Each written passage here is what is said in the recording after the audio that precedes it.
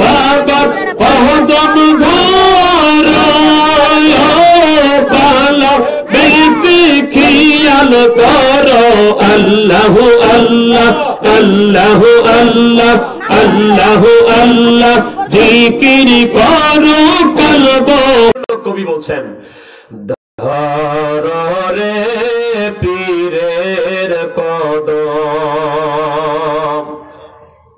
ওরে ওই কদমে সার হইলে পাবি মাওলার দর্শন ওরে ওই কদমে সার হইলে মিলবে মাওলার দর্শন। শুন বলি রে জাকির ভাই বোন কোন ভালো জানে আমার আল্লাহ রাসূলও ভালো জানে জোরে কন্যা সুবহানাল্লাহ। তাহলে আমরা কি নবীর ইলম সম্পর্কে এইটুকু বলতে পারি যে আমার নবী এইটুকু জানে ওইটুকু জানে না, ওইটুকু জানে এইটুকু জানে না, এদিকে আমাদের বলা ঠিক হবে ভাই? নবী কতটুকু জানে কতটুকু জানে না উম্মত হিসেবে আমার এটা বিবেচনার বিষয় না। আমার আল্লাহ পাক তার হাবিবকে শ্রেষ্ঠ করার জন্য, হাবিবুল্লাহ বানাবার জন্য, ইমামুল মুরসালিন করার জন্য, সমস্ত নবীদের সরদার করবার জন্য, আমার আল্লাহ পাক আশরাফুল আম্বিয়া করার জন্য যে ইলম তার হাবিবের দরকার সমস্ত ইলম আল্লাহ পাক তার নবীকে দান করেছেন। সুবহানাল্লাহ। এজন্য নবী এটা জানে ওইটা জানে না, ওইটা জানে এটা জানে না, এটা উম্মত হিসেবে আমাদের বিচার করার দরকার নাই।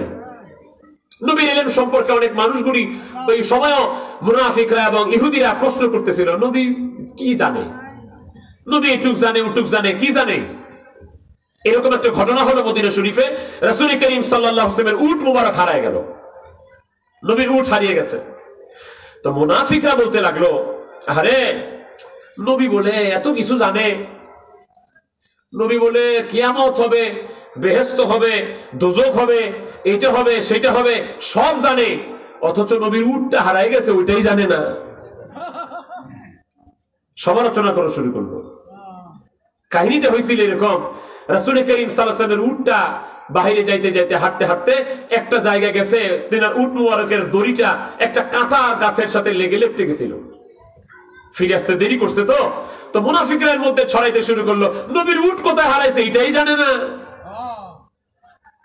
দয়াল নবী রাসূল পাক সাল্লাল্লাহু আলাইহি ওয়াসাল্লাম এবার শানে রিসালাত, শানে নবুয়তের মর্যাদায় তিনি তখন মসজিদ নববীর মিম্বারে বসে গেলেন, বসে বলতেছেন সালুনি মা শিতুম, এই মদিনার মানুষগুলা তোমার যা মন চায়, তোমাদের যা যা জানতে ইচ্ছা করে, তোমাদের মন মতো ইচ্ছা মতো আমাকে প্রশ্ন করো, আমি আর সব জবাব দিয়ে দিব। কে কি প্রশ্ন করবো আমাকে করো, সালুনি তোমরা আমাকে প্রশ্ন করো।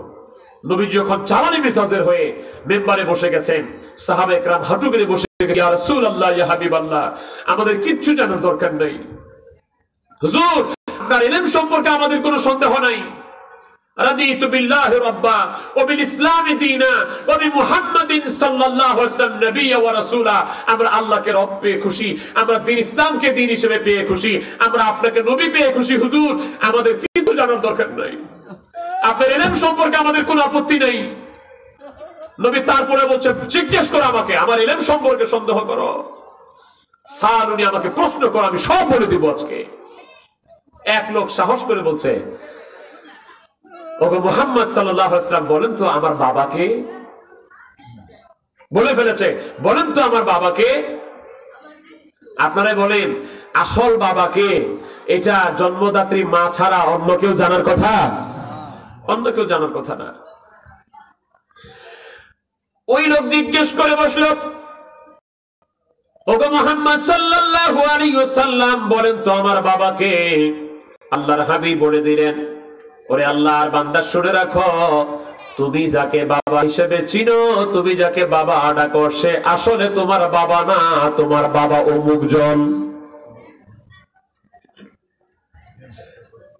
এই লোকেরা বাড়িতে চলে গেল, বাড়িতে যাবার পরে মায়ের কাছে বলল মা বলো দেখি আমার বাবাকে, কারণ আমি মুহাম্মদ সাল্লাল্লাহু আলাইহি সাল্লামের উপরে ঈমান আনি নাই, ঠিক আছে, কিন্তু আমি জানি গো জানি মুহাম্মদ সাল্লাল্লাহু আলাইহি সাল্লাম জীবনে কোনোদিন মিথ্যা কথা বলে না। সুবহানাল্লাহ। সে নবীজিকে মিথ্যাবাদী বলছে না, যদিও ঈমান আনে নাই। আমার ভাইরা, প্রসঙ্গত ক্রমে আমি দুটি কথা বলি মাঝখানে, ঘটনাটা কি হয় তার মা কি জবাব দিচ্ছে দেখেন। মাঝখানে বলে থাকি অনেক মানুষ না জেনে না বুঝে অজ্ঞতার কারণে না বুঝার কারণে মিথ্যা প্রচার করে, মিথ্যা প্রপাগান্ডা করে, আট্টুসি পীর খাজা বাবা ফরিদপুরি সম্পর্কে মিথ্যা প্রচার করে, বিশ্ব জাকের মন্দির সম্পর্কে মিথ্যা প্রচার করে। এরকম মানুষ আছে না নাই? অনেক মানুষের ধারণা আট্টুসি পীর আবার পীর হলো কেমনে, আল্লাহর ওলি হলো কেমনে, তিনি আবার কামের পীর কেমনে। আমি আপনাকে জিজ্ঞেস করি, আপনি যদি বলেন আট্টুসি পীর পীর হলো কেমনে, ওলি আল্লাহ হলো কেমনে, আমি আপনাকে জিজ্ঞেস করি ওলি আল্লাহ মাপার যন্ত্র কি আপনার কাছে আছে? ওলি মাপার যন্ত্র আপনার কাছে কোনটা আমাকে বলতে পারেন? স্বর্ণকার কষ্টি পাথর দিয়া স্বর্ণ যাচাই করে, কর্মকার লোহা চিনি, দুধওয়ালা দুধ চিনি, ডাক্তার জ্বর মাপে থার্মোমিটার দিয়া। তো এক একটা জিনিস এক একটা মাপার যন্ত্র আছে। আপনি যদি বলেন আল্লাহর ওলি খাজা বাবা ফরিদপুরি কি করে আল্লাহর ওলি হলো, আমি আপনাকে জিজ্ঞেস করি আল্লাহর ওলি মাপার যন্ত্র কি আপনার কাছে আছে? তবে আমরা এখন একটু শুনবো আমার আল্লাহ রাব্বুল আলামিন কোরআনুল কারীমের মধ্যে তার ওলি হওয়ার জন্য, তার বন্ধু হওয়ার জন্য যে কোয়ালিটি দান করেছেন, ওই কোয়ালিটি গুলি আসলে তার ভিতরে আছে কিনা, এইগুলি থাকলেই তিনি আল্লাহর ওলি হতে পারেন, ঠিক কিনা ভাই? আমার আল্লাহ পাক বলছেন الصابرين والصادقين والقانتين والمنفقين والمستغفرين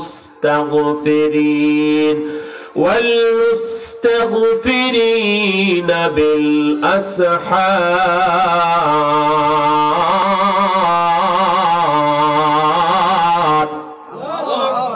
আল্লাহ জান্নাতি হওয়ার জন্য, ওলি হওয়ার জন্য আমার আল্লাহ পাক সূরা আলে ইমরানে 5টা বৈশিষ্ট্যের কথা বলেছেন। জোরে বলেন কয়টা? বাইরে বলেন না কয়টা? 1 নাম্বার আস-সাবিরিন, ধৈর্যশীল। ধৈর্যশীল, ধৈর্য কাকে বলে? এটা যদি আপনি দেখতে চান, জানতে চান, বুঝতে চান, এই জামানায় ধৈর্যশীল হওয়া বড় কঠিন। তো দেখা যাবে আমাদের ধৈর্যের এমন অভাব, কেউ যদি আমাকে একটু খালি একটু কিছু বলে আমি মাবন তুলে গালি দিয়ে দিই, তাহলে আমি কি ধৈর্যশীল হলাম? আপনি রিসার্চ করে দেখেন, গবেষণা করে দেখেন, বাস্তবতা মিলান। এই বাংলার জমিনে আট্টুসি পীর খাজা বাবা ফরিদপুরিকে কত মানুষ কত কথা বলেছে, কত কথা বলেছে, তাকে গালি দিয়েছে, বেদাতি পীর বলেছে, ভণ্ড পীর বলেছে, গরুর দরবারে গরু যায় কথা বলেছে।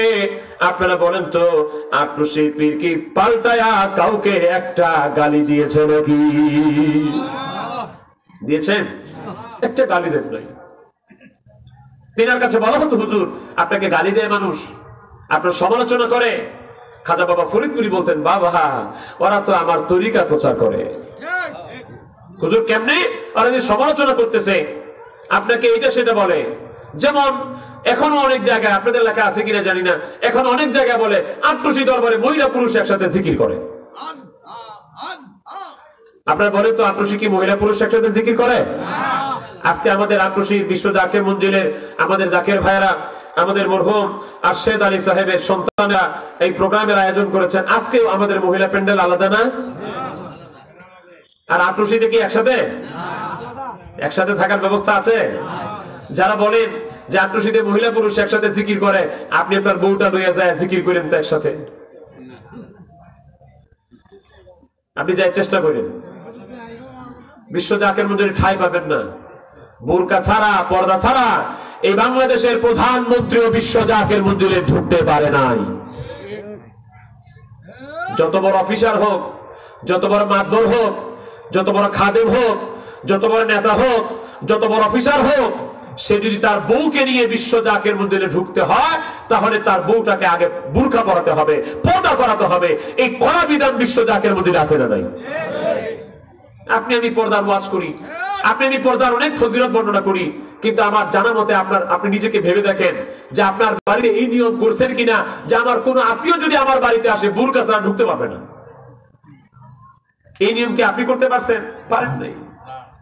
কিন্তু আত্মশিল্পী এটা করেছেন, জুনার দরবারে যদি কোনো মহিলা ঢুকে বুরকা ছাড়া একটা মহিলাকেও ভিতরে ঢুকতে দেওয়া হয় না। এরপরে মহিলারা যে বাউন্ডারির মধ্যে থাকে, যে এরিয়ার মধ্যে থাকে, যে ঘেরা বেড়ার মধ্যে থাকে, ওইখানে একটা ছোট ছেলে বাচ্চা যে বুঝে পুরুষ কি আর মহিলা কি, এরকম একটা ছেলে বাচ্চাকেও সেখানে ঢুকতে দেওয়া হয় না। আমি কি মিথ্যা বললাম? তাহলে যারা বলে সেখানে ভণ্ডামি হয়, মহিলা পুরুষ একসাথে নাচে, তারা কি সত্য কথা বলছে? ভাই সত্য কথা বলে নাই।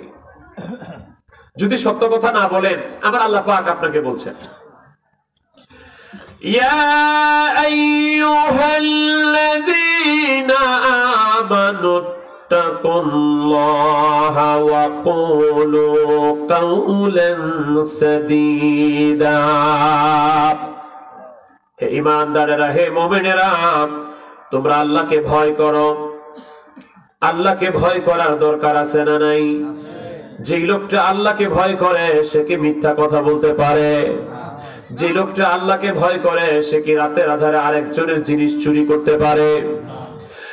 আল্লাহকে পরিপূর্ণ ভয় করতে হলে আল্লাহকে পরিপূর্ণ ঈমান এনে, ঈমানের তিনটা স্তর।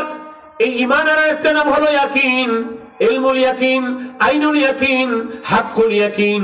এই হাক্কুল ইয়াকিনে যাওয়ার জন্য যদি আপনি ট্রেনিং নিতে চান, যদি শিখতে চান, যদি বুঝতে চান, তাহলে আল্লাহর ওলির দরবার ছাড়া আপনি ঈমানের চূড়ান্ত মাকামে পৌঁছাতে পারবেন না।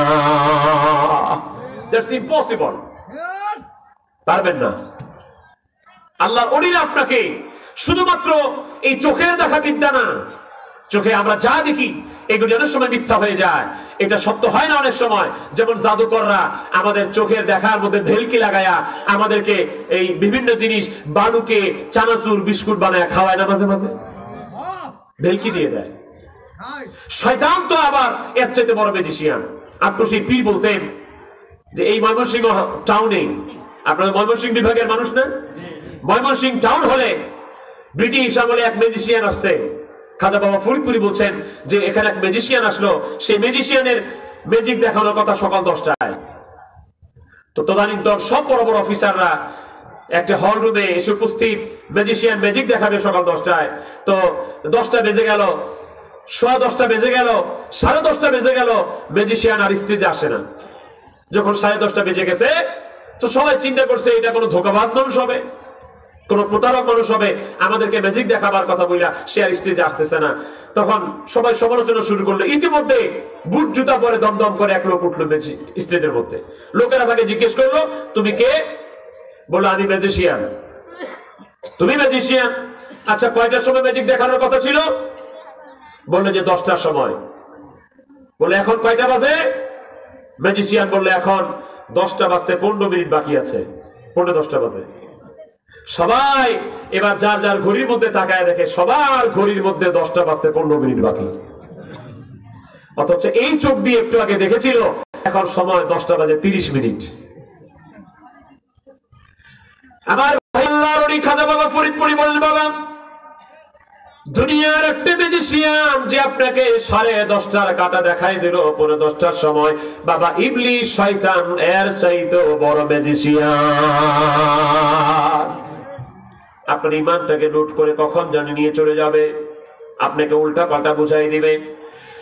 এই শয়তানের খপ্পরে যদি না পড়তে চাও, বাবা ধোকায় যদি না পড়তে চাও, যদি তুমি এই দুনিয়ার মোহে করতে না চাও, দুনিয়ার চাকচিককে যদি ভুলে তুমি বিপথে না যেতে চাও, তাহলে একজন কামেল মুকাম্মেল আল্লাহর ওলির সন্ধানে গিয়া কামেল মুকাম্মেল আল্লাহর ওলির সংস্পর্শে যায় শয়তান থেকে বাঁচার সেই কৌশল জানতে হবে, যেটা নবী আলাইহিস সালামরা নবুয়তের যুগে প্রকাশ করেছেন, বেলায়েতের যুগে আল্লাহর ওলিরা প্রকাশ করেছেন। আল্লাহ পাকের নবীদের যে একমাত্র জ্ঞান, সেটা আল্লাহ পাককে পাওয়ার খাঁটি জ্ঞান। ওই জ্ঞান মানুষকে বাঁচাতে শয়তানের হাত থেকে। আর ওই ওয়ারিসাতুল আম্বিয়া যারা হয়ে যায়, নবীর খাঁটি ওয়ারিস যারা হয়ে যায়, আল্লাহর ওলি যারা হয়ে যায়, তাদের ওই ইলমেই পারে শয়তান থেকে মানুষকে বাঁচায়া একমাত্র আমার আল্লাহ রাব্বুল আলামিন বিচারিত করতে। এইজন্য কবি বলছেন, ধরে পীরের কদম, ওরে ওই কদমে সার হইলে পাবি মাওলার দর্শন। ওরে ওই কদমে সার হইলে মিলবে মাওলার দর্শন। শুন বলি রে জাকির ভাই বোন, করবি যদি দিল রোশন, আমার খাজা বাবার পদ তলে দে না ঢেলে প্রাণ মন। আমার জিন্দা বাবার পদ তলে দে না ঢেলে প্রাণ মন। পীরে যার দয়া করে মুর্দা দিল তার জিন্দা হয়। ওরে অকুল দরিয়ার মাঝে ডোবা নৌকা ভেসে যায়। ওরে অকুল সাগর মাঝে ডোবা নৌকা ভেসে যায়। আল্লাহুম্মা সাল্লি আলা সাইয়্যিদিনা মাওলানা মুহাম্মদ ওয়া আলা সাইয়্যিদিনা মাওলানা। নবী আপনাকে পাইবার আসে আমরা মুরিদ হইলাম পীরের কাছে। অনেক মানুষের ধারণা যারা আক্রোশীওয়ালারা আল্লাহ রাসূলকে বাদ দিয়েই খালি পীর পীর করে। আচ্ছা বলেন তো ভাই, আমরা কি আল্লাহ রাসূলকে বাদ দিয়ে পীর পীর করি? আমরা তো পীরের কাছে গেছি আল্লাহ রাসূলকে পাওয়ার জন্য। ওই কামেল মুকাম্মেল আল্লাহর ওলির উসিলা দিলে ডুবা নৌকাও ভেসে যায়, যায় না ভাই? ভাসছে না? এটা দুইটা ব্যাখ্যা আমি 2 মিনিটে দেওয়ার চেষ্টা করছি। একটা হলো শরীয়তের ব্যাখ্যা, একটা আধ্যাত্মিক ব্যাখ্যা। আধ্যাত্মিক ব্যাখ্যাটার কিঞ্চিত আমি একটু আপনাকে বলে দিই আগে। সেটা হলো আল্লাহর ওলির উসিলায় মুর্দা কলব জিন্দা হয়ে যায়। যেই দিলে আল্লাহর জিকির নাই, যে আল্লাহ রাসূলের কথা মানতে নারাজ, আল্লাহ রাসূলকে চিনে না, আল্লাহ জিকির করে না, ওই লোকটাও বিশ্ব জাকের মন্দির আটনশী দরবার শরীফে যায় রহমতের সময় উঠে উঠে আমার আল্লাহকে 3 নাম ধরে ডাকে, ডাকে না ভাই? হৃদয় উজাড় করে, প্রাণ খুলে, হৃদয় খুলে আমার আল্লাহ রাব্বুল আলামিনের ইসমে জাত আল্লাহ আল্লাহ আল্লাহ আল্লাহ জিকির করে, ঠিক কি না? আমাদের আকিবুল ইসলাম হাবিবি ভাই অত্যন্ত চমৎকার ভাবে আজকে এসকের জিকির করিয়েছেন। এখানে আর কি জিকির? লক্ষ লক্ষ যদি দেখতে চান চলে যান বিশ্ব জাকের মঞ্জিলে। এই জন্য আধ্যাত্মিক ভাবে যে লোকটা আল্লাহকে চিনে না ওই লোকটা আমার আল্লাহকে চিনে যায়।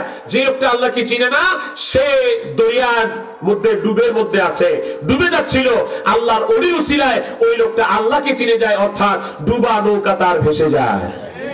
এটা আধ্যাত্মিক ব্যাখ্যা। আর শরীয়তের একটা ব্যাখ্যা, আমার পীর কেবলা জান হুজুর উসিলায় আমার আল্লাহ তাআলা কত ডুবন্ত মানুষকে উদ্ধার করেছেন, ঠিক কি না?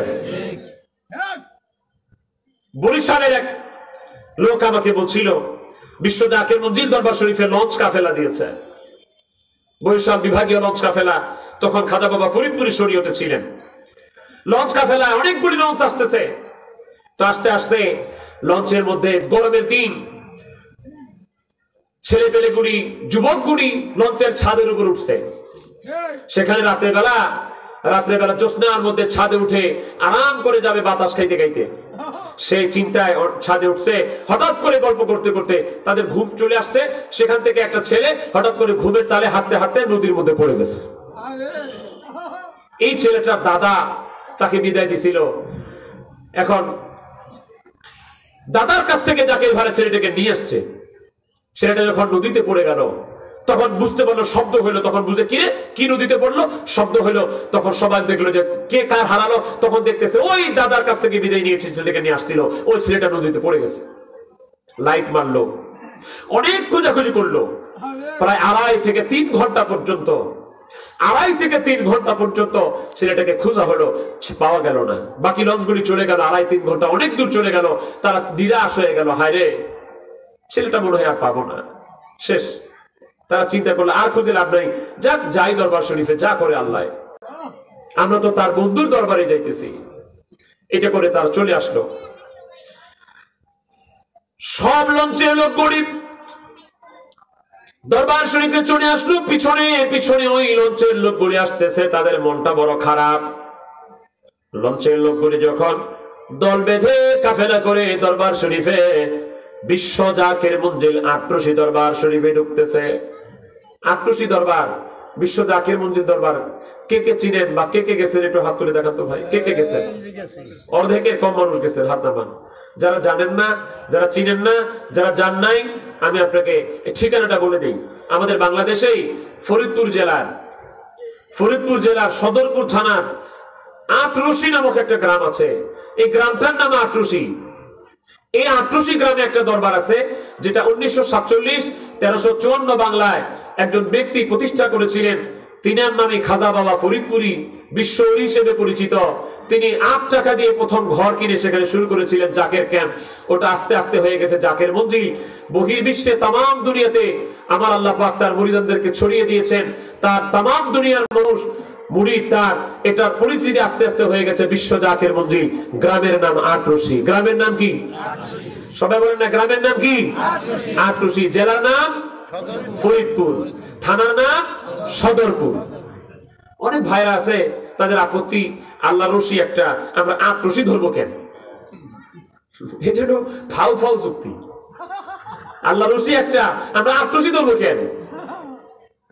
আচ্ছা, আমাদের বারেক ভাই ভালোই জানে, আরো যারা আছেন তারা আপনারা জানেন, আট্রসির পাশে 2.5 রশি আছে না, 4 রশি আছে না, 7 রশি আছে, 7.5 রশি আছে, 9 রশি আছে, 8 রশি আছে, 14 রশি আছে, 17 রশি আছে, 22 রশিও আছে। মানে ওই এলাকার গ্রামটারই নাম হলো এরকম আর কি। অনেক এলাকার নাম, গ্রামের নাম আছে পুর পুর পুর পুর দিয়া। যেমন আমাদের এলাকায় গ্রাম আছে মিনাপুর, জীবনপুর, ভবানন্দপুর, শীতলপুর, লক্ষ্মীপুর। অনেক এই এক এক এলাকার একটা গ্রামের নাম আছে। তো ওই এলাকার গ্রামগুলির, ওই আশেপাশের গ্রামগুলির নাম হলো রশি দিয়া। 8 রশি, 7 রশি, 7.5 রশি।